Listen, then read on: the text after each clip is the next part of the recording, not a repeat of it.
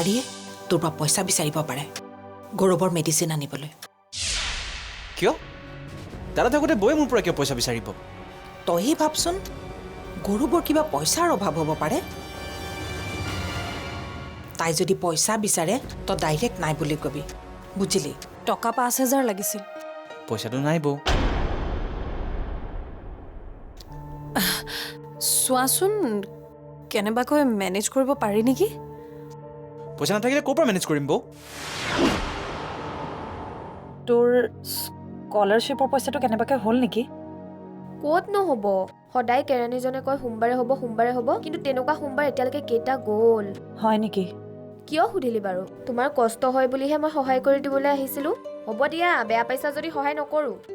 কেৱল ডাঙৰজনীলেহে মৰম, মোৰতো এই ঘৰখনত একো ভেলুৱে নাই।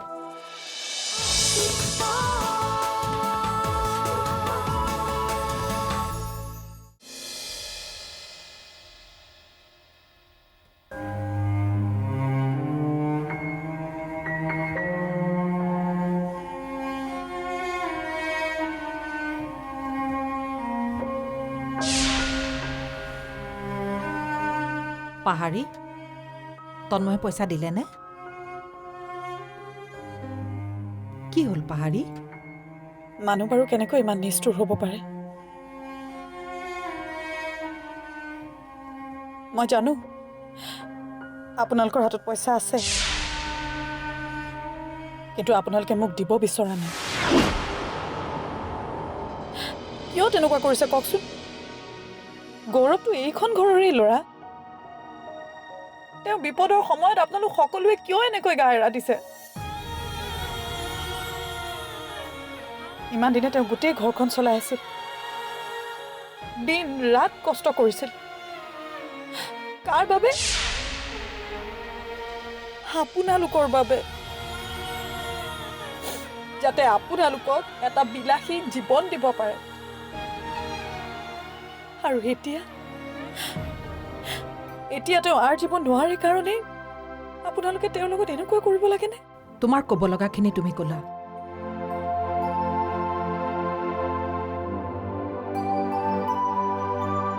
এতিয়া মোৰ কথাখিনি শুনা।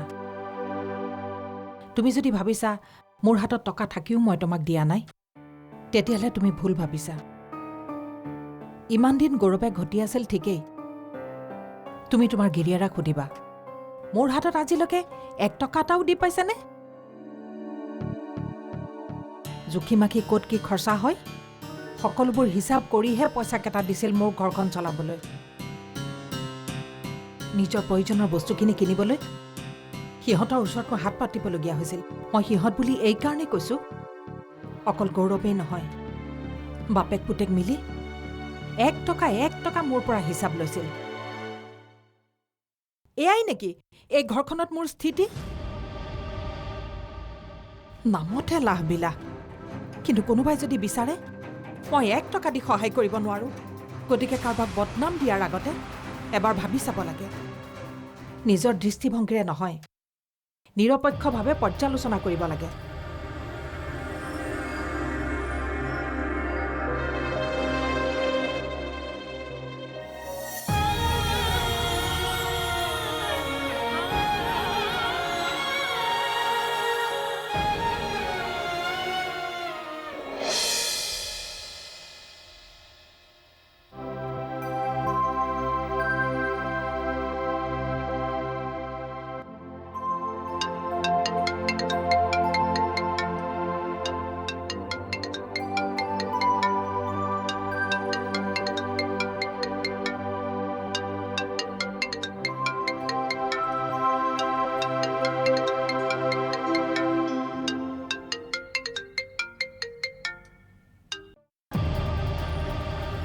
দেউতাই ফোন কৰিছে যে পাহাৰীক? পাহাৰীলে দেউতাই কিয় ফোন কৰিছে?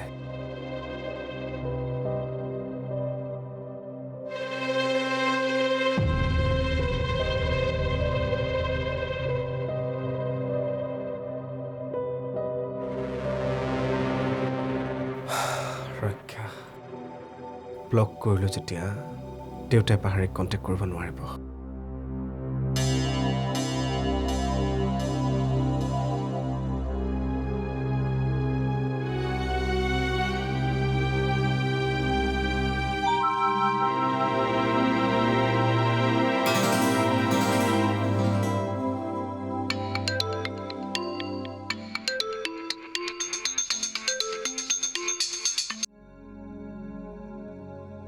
ক ঝৰ্ণা। মই তোৰ একাউণ্টত 10,000 টকা এটা ট্ৰেন্সফাৰ কৰি দিছোঁ। মানে যোৱা বছৰ স্কলাৰশ্বিপৰ পইচা অলপ আছিলে। কিন্তু তই মাহঁতক একো নকবি দেই, কাৰণ গাড়ী ভাড়াটো মাহঁতৰ পৰাহে লৈ যাওঁ। মাহঁতে যদি গম পায় মোৰ ওচৰত পইচা আছে বুলি, মায়ে মোক পইচা দিয়া বন্ধই কৰি দিব। আৰু নিজৰ ওচৰত পইচা থাকিলে অলপ ধনী ধনীও লাগে দেচোন।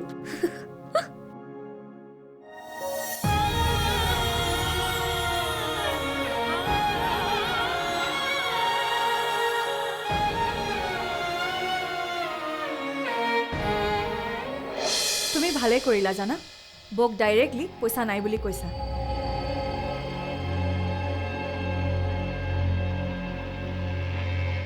দাদাৰ পইচাৰ অভাৱ হৈছেনে যে বৌয়ে তোমাৰ ওচৰলৈ পইচা বিচাৰি আহিছে?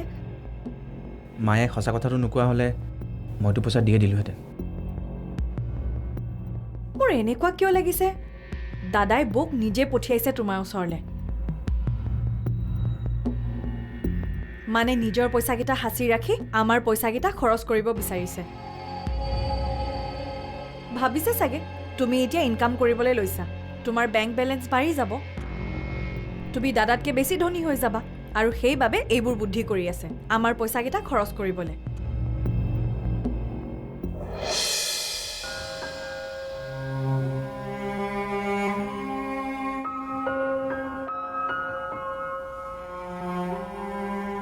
ডক্টৰজনক মাতি দিয়াই ভাল হ'ব।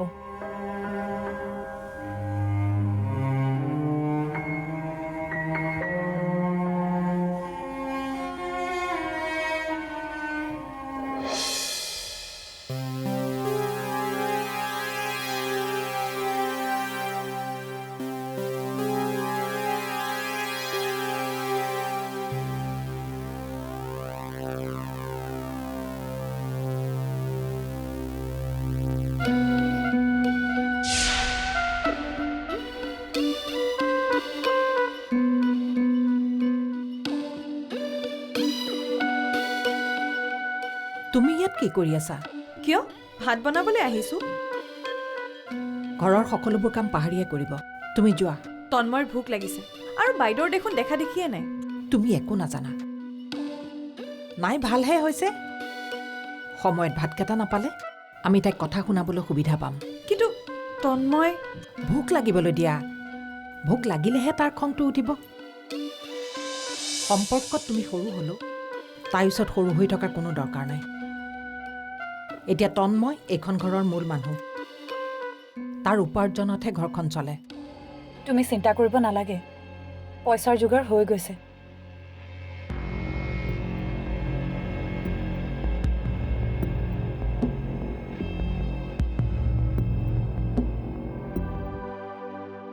মই পইচা যোগাৰ কৰিলোঁ নহয়, ডক্টৰে মেডিচিনছবিলাক লৈ আহিব।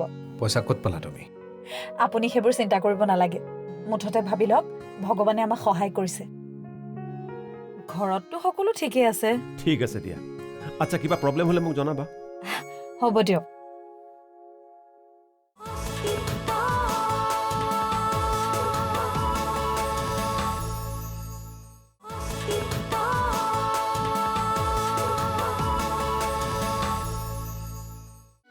সময়ত ভাতকেইটা নাপালে আমি তাইক কথা শুনাবলৈ সুবিধা পাম।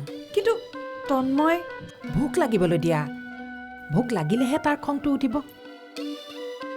আৰু তন্ময় খং উঠিলেতো জানাই, সি ডাঙৰ সৰু একো বাছ বিচাৰ নকৰে।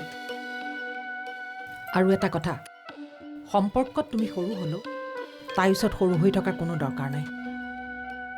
এতিয়া তন্ময় এইখন ঘৰৰ মূল মানুহ, তাৰ উপাৰ্জনতহে ঘৰখন চলে। গতিকে পইচা যাৰ ক্ষমতা তাৰ।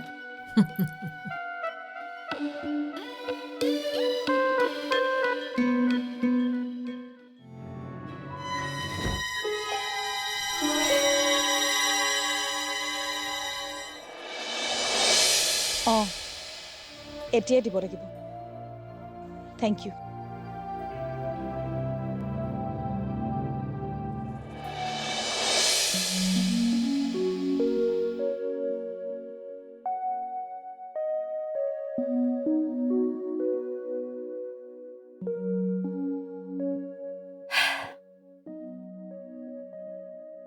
বাইদেউ, মোৰ আপোনাৰ বাবে বেয়াই লাগিছে তন্ময়ৰ হাতত সঁচাকৈ পইচা নাই চাগে নহ'লেনো দাদাৰ ঔষধৰ বাবে তন্ময় পইচা নিদিয়াকৈ থাকেনে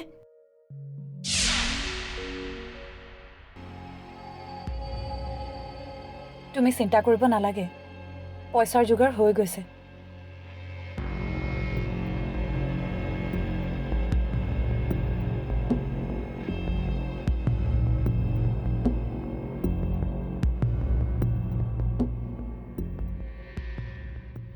সি ৰাতিখন তাই ক'ৰ পৰা পইচা মেনেজ কৰিলে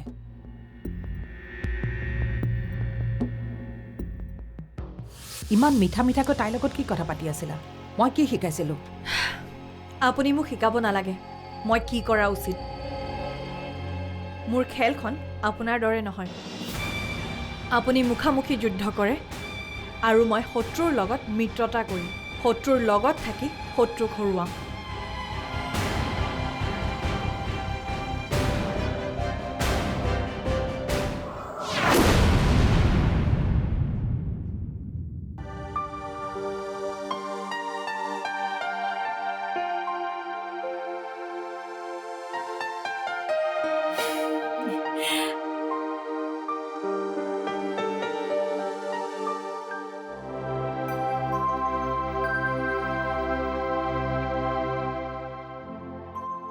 চাওঁ আঁতৰি দিয়া শুবলৈ দিয়া মোক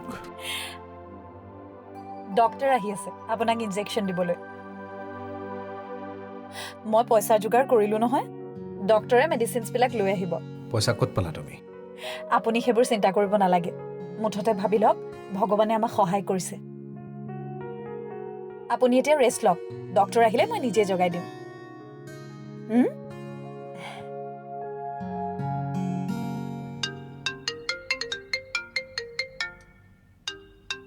দেউতাই ফোন কৰিছে আপুনি শুই থাকক মই দেউতাৰ লগত কথা পাতিছোঁ অঁ দেউতা পাহাৰী ভালে আছা ভালে আছোঁ দেউতা আপুনি ভালে আছেনে আছো আছো আপোনাৰ কামবোৰ ভালকৈ হ'লনে কামবোৰ মানে আৰু দুদিনমান লাগিব মই তোমাক কল কৰি আছিলোঁ তোমাৰ ফোনটো এবাৰ ৰিং হয় আকৌ পিছত নলগা হ'ল সেইকাৰণে গৌৰৱলৈকে ফোন কৰিলোঁ হয় নেকি মোৰ ফোনটোতো ঠিকেই আছে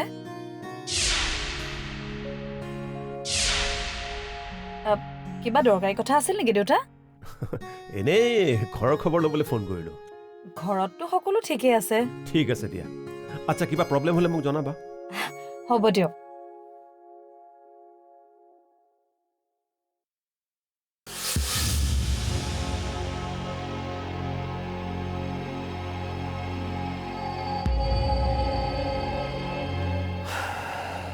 কিমান যে কি সহ্য কৰি আছে পাহাৰী তথাপিও কোনো অভিযোগ নাই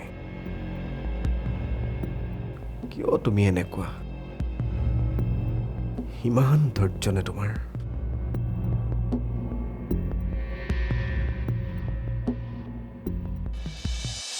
মই ইন্সপেক্টৰ বৰা তেখেত ঘৰত আছেনে আছে তেখেতৰ লগত মোৰ অলপ কাম আছে আহকচোন ভিতৰলৈকে আহক তই জান যদি উপদেশ কিয় দি আছ মই তোৰ দৰে উপকাৰ পাহৰা প্ৰাণী নহয় বহুত উপকাৰ আছে গৌৰৱৰ মোৰ ওপৰত ৰবিক আপুনি কেনেকৈ চিনি পায় নাই তেনেকুৱা একো চিনাকি নহয় মুখ চিনাকি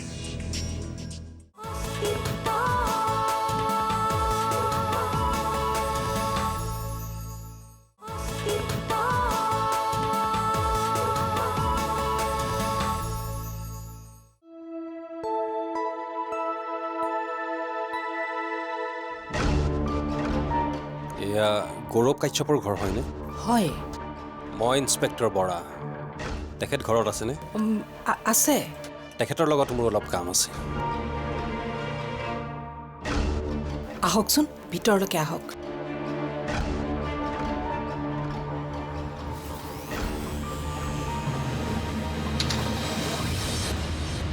আপুনি অলপ বহকচোন মই গৌৰৱক মাতি দিওঁ ঠিক আছে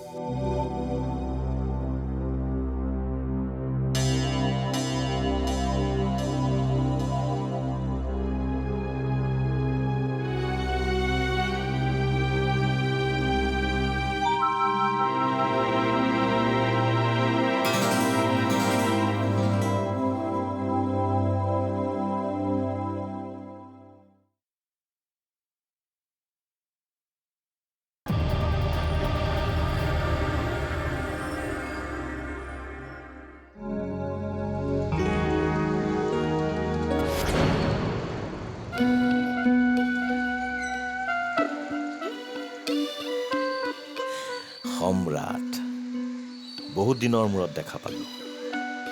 তোৰ ভাগ্য ভাল আছিল। গৌৰৱে তোক ক্ষমা কৰি দিলে, নহ'লে মই আজীৱন জেলৰ ভাত খোৱালো হয়। তাৰমানে তই এতিয়াও তাৰ সেই পোহনীয়া কুকুৰটোৱে হৈ আছে ন?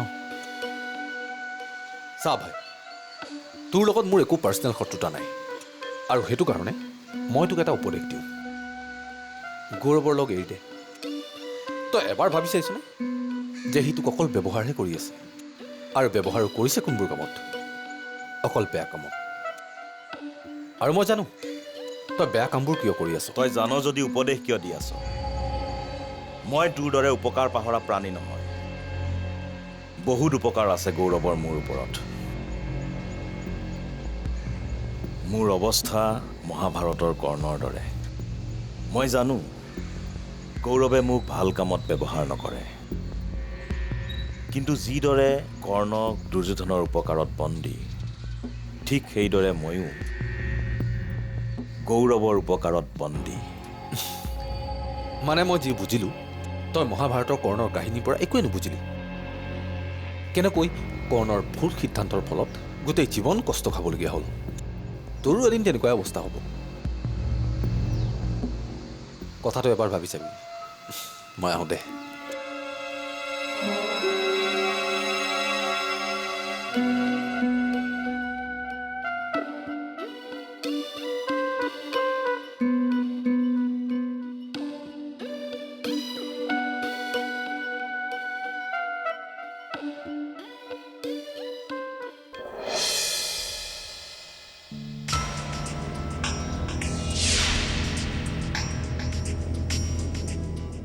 এই মানুহজনক চিনি পায়?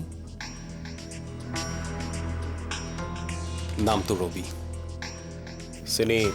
চিনি পাওঁ। এইজন মানুহ আজি দুদিনৰ আগত মাৰ্ডাৰ হৈছে।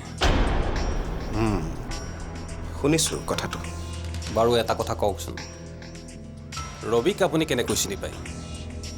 নাই, তেনেকুৱা একো চিনাকি নহয়। মুখ চিনাকি। মুখৰ চিনাকি?